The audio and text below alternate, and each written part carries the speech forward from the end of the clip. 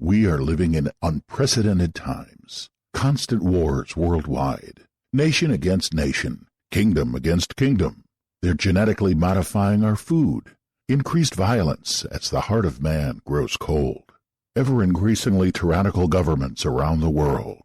Stay connected. End-time prophecy news with W. Dean Shook, your connection to the signs of the times. When you download the iHeartRadio app and put the W. Dean Shook Show on your list of stations, you will prove to the world that you're a little bit smarter than everyone else. The W. Dean Shook Show, your connection to the signs of the times. Now, you have a source for the truth in the news. W. Dean Shook, End Time News. Your connection to the signs of the times. And welcome to End Time News. I'm your host, W. Dean Shook. And before we get to our latest step from ISIS, I want to tell you about a story that I found in the Huffington Post who lied about Border Patrol results. Where the Huffington Post, for a story about a poll that shows only 13% of America want the children in the recent flood of illegals to be allowed to stay in America. Now, the Huffington Post wrote this headline: most Americans believe migrant children should be allowed to remain in the U.S., poll shows. Obviously, the Huffington Post didn't like the results of the poll, but rather than simply ignore it, the left-wing outlet chose instead to lie about it. The poll, conducted on July 31st through August 5th, found that 51% of Americans believe the unaccompanied children being detained at the U.S.-Mexican border should be allowed to remain in the country for some length of time. That includes 38% who thought the unaccompanied youngsters should be sheltered and cared for until it was deemed safe for them to return to their home. 13% said the children should be allowed to stay in the United States, while 32% said the children should be immediately deported. Now, the headline is not a spin or a left-wing opinion or partisanship on the part of the Huffington Post. It's a bald-faced, straight-out, indefensible lie. The left and the media are losing the border debate in the same way they lost the most recent gun control debate. The left starts out with a campaign of emotional blackmail. Conservative media then rushes in with facts and original reporting, and suddenly the left and the media are sputtering with half-truths and full-blown lies as the tide of public opinion turns against them. Only 13% of those polled believe these illegal children should be allowed to remain in the U.S. Still, a desperately dishonest Huffington Post writes most Americans believe migrant children should be allowed to remain in the U.S., polls show. Well, lies don't get any bigger than that. Fox News says they're coming for us. Jeanine Pirro, host of the Fox News show Justice with Judge Jeannie, is warning President Obama the Islamic jihadists killing and threatening Christians and other religious minorities in the Middle East are gunning for the U.S. She said, they're coming for us, she said on her program. They're as much as told us in 2009. She said the message was delivered by the leader of the Islamic State, Abu Bakr Baghdadi, who was held as a civilian internee by the U.S. in Iraq for most of 2004 and then released. In his parting message to his captors, he vowed, "We'll see you in New York." Well, this ragtag team of 800 terrorists, Pirro said, now has grown to more than 10,000, and it's without a doubt the most well-funded extremist organization in the world. Last week, a spokesman for the Islamic State, formerly known as ISIS, declared the group's plans to humiliate Americans and its allies and raise the flag of Allah in the White House. She said, Obama is too inexperienced, too disengaged, too out of touch to protect us. Even while Obama was stating publicly that his team had been watching the terror develop, his foreign policy remains feckless, she said. Mr. President, your track record doesn't exactly put the fear of God in any of those terrorists, she said. Pirro said Obama had been wrong on the ethnic cleansing in Iraq, wrong about pulling our troops, wrong about al-Qaeda being in decline, wrong about Syria, and wrong to leave the Iraqi military U.S. weapons. Your team has been watching them, she said. I watch them too on television. You don't try to help the Christians. Their towns are devoid of their original Christian inhabitants.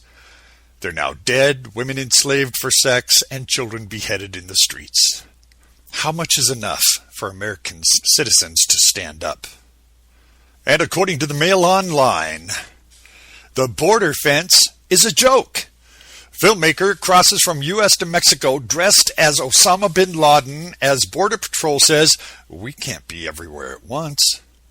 A flame-throwing American conservative activist raised eyebrows in the U.S. on Monday by releasing a video of himself crossing the Rio Grande River from Mexico to Texas, dressed as the late al-Qaeda terror mastermind Osama bin Laden. Guerrilla documentarian James O'Keefe footage comes at a time when Americans are engaged in a national debate about border security. Tens of thousands of unaccompanied minors from Central America have entered the U.S. illegally in recent months, drawn by a confusing White House policy that appears to offer amnesty to those who make it safely. Well, in Monday's video release, O'Keefe focuses on the implications for national security. He illegally crosses into Mexico twice and returns, first in street clothes and again in army fatigues wearing an Osama bin Laden Halloween mask. The official White House website includes a claim that today's border security is stronger than it's ever been. But O'Keefe told Mail Online his stunt proves the federal government's policy is lax and needs a dramatic overhaul. President Obama is trying to deny the obvious, he said. "We proved that border security is national security. The fence is not complete. The border is not secure. In fact, the video shows the border fence is a joke." The primary responsibility of the commander-in-chief is to protect the homeland, said O'Keefe. With a single trip to the border, we proved that President Obama and Congress have failed miserably and are misleading America. A U.S. Customs and Border Patrol officer told the Mail Online that this agency forces are stretched to the breaking point. "We can't be everywhere at once," the official said Monday. "This is typical of what you find in Texas. The guys who are on the front lines aren't even on the front lines anymore. There's dozens of miles inside the U.S. How can we watch the bad guys if we never see them until they're standing on American soil?" Well, I have this video on the website at wdeanshook.com. Go to the website and go to the video section and watch this video. There's also an interview with the local sheriff.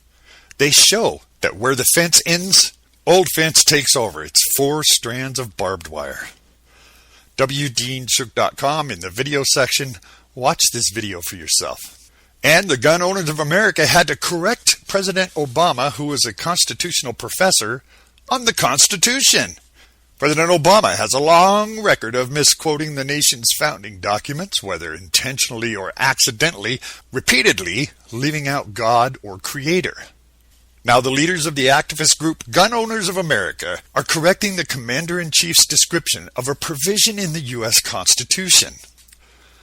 In an open letter to Obama, the organization contends a statement on the White House website referring to the Constitution is wrong.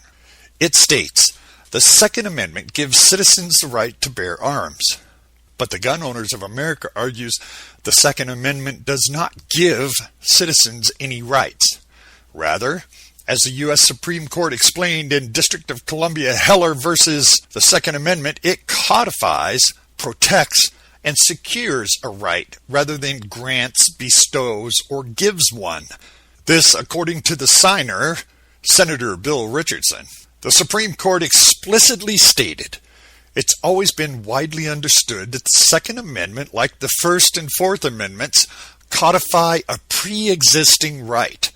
The Second Amendment text recognizes the right as pre-existent, declaring only it shall not be infringed." That's why the court concluded in Heller that the right to keep and bear arms belongs to all Americans. Thus, the Second Amendment protects a right granted to us by our Creator. As described in the nation's charter, the Declaration of Independence, we're told that these truths to be self-evident, that all men are created equal, that they are endowed by their Creator and certain unalienable rights, that among these are life, liberty, and the pursuit of happiness. They said, you can understand our concern here, for if the Second Amendment is a mere privilege given to American citizens by government, it's a privilege which can be overcome by naked assertions of public safety. Indeed, this misunderstanding of the Second Amendment undergirds the erroneous positions being argued in many cases across the country by attorney generals of the U.S. Justice Department. The organization, which has 300,000 members, also noted that the White House fails to recognize the Constitution's protection for citizens' right to keep arms. Indeed, the U.S. Supreme Court in Heller expressly addresses the right to keep a handgun for self-defense at home. In its analysis, the Supreme Court, in praising the words of the Second Amendment, the Supreme Court, in parsing the words of the Second Amendment, analyzed the right to keep separately from the right to bear arms. These two words have specific and different meanings, protecting different sets of activities. One must first enjoy the right to own, that is to keep, a firearm in order to protect us, to use, which is to bear, those same arms. Now, the group suggested language that should read, the Second Amendment seeks to preserve the United States as a free nation by protecting the right of individual American citizens to acquire, own, possess, sell, carry, and use modern firearms, both through service in citizens' militia as a final line of defense against government tyranny, as well as other personal uses such as self-defense, hunting, and other sporting activities. And I want to switch gears here because financial alarm bells have been ringing, and I want to share this with you. Stockman expects historic and worldwide financial destruction. Now, we don't hear much about failing countries on our mainstream media, but just about 2 weeks ago, Argentina defaulted for a second time, and other countries are in deep financial trouble. Now, if we are, what everyone says, a global economy, this is going to affect us. Today, David Stockman warned King World News that investors need to brace themselves for a historic worldwide financial destruction. King World News takes Stockman's warnings very seriously because he's the man former President Reagan called on in 1981 during that crisis to become director of the Office of Management and Budget and help save the United States from collapse. Now, here's what Stockman said. He said, well, the watchword at this point is to stay out of harm's way. We're headed into a perfect storm of policy failures. This is not simply a failure by the Fed, which has inflated this massive bubble and painted itself into a corner with no clue how to get out. But we're also seeing an absolute failure of American and world dominance. Our foreign policy is collapsing everywhere, yet the Washington War Party keeps wanting to do more and more of the same.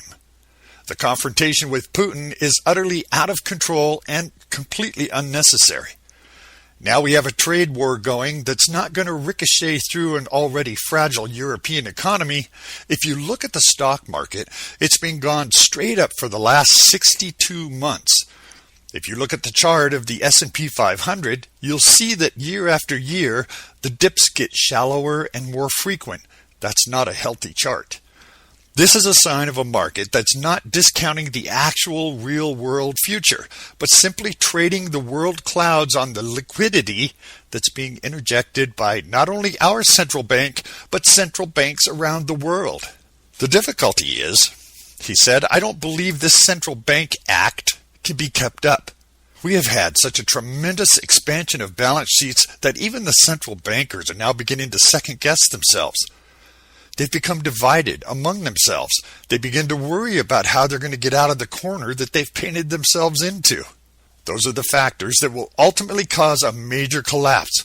It's just a question of when the black swan comes flying in or when the confidence in this whole central banking illusion finally breaks down in the markets. We'll see what happens there. You can send me an email at contact@wdeanshook.com. And you can come to the website, see that video. That's wdeanshook.com. And when the smoke clears and the dust settles, I'll see you on our next program. Thank you. You can get these full stories and more at wdeanshook.com. That's wdeanshook.com.